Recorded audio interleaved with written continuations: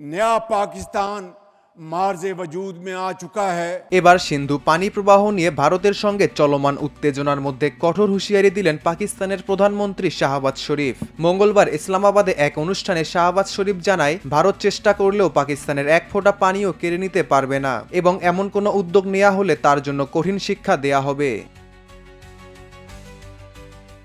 জুনে দ্য হেগের স্থায়ী সালিসি আদালত রায় দেয়, ভারত একতরফাভাবে চুক্তি স্থগিত করতে পারবে না। সোমবার আদালত আবারও স্পষ্টভাবে রায় ঘোষণা করে বলে, পশ্চিমাঞ্চলীয় নদীগুলোর পানি পাকিস্তানের অবাধ ব্যবহারের জন্য প্রবাহিত রাখতে হবে। কিন্তু আদালতের রায়কে অস্বীকার করেছে ভারত। তবে এ প্রসঙ্গে পাকিস্তান পিপলস পার্টির চেয়ারম্যান বিলাওয়াল ভুট্টো জারদারি বলেন, সিন্ধু পানি চুক্তি স্থগিত করা মানে সিন্ধু সভ্যতাকে আক্রমণ করা। ভারত যদি যুদ্ধ চাপিয়ে দেয় তাহলে পাকিস্তানের প্রতিটি প্রদেশ তা প্রতিরোধে প্রস্তুত।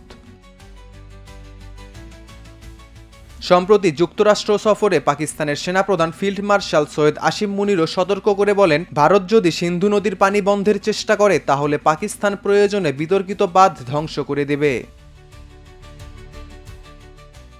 উল্লেখ্য, চলতি বছরের এপ্রিলে জম্মু কাশ্মীর পেহেলগামে এক সন্ত্রাসী হামলায় নেপালি নাগরিক সহ ২৬ জন নিহত হন।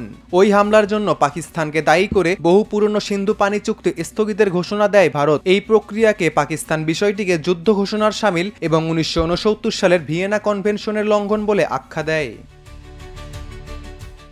কে এম মোরসালিন সৈকত, স্বদেশ প্রতিদিন।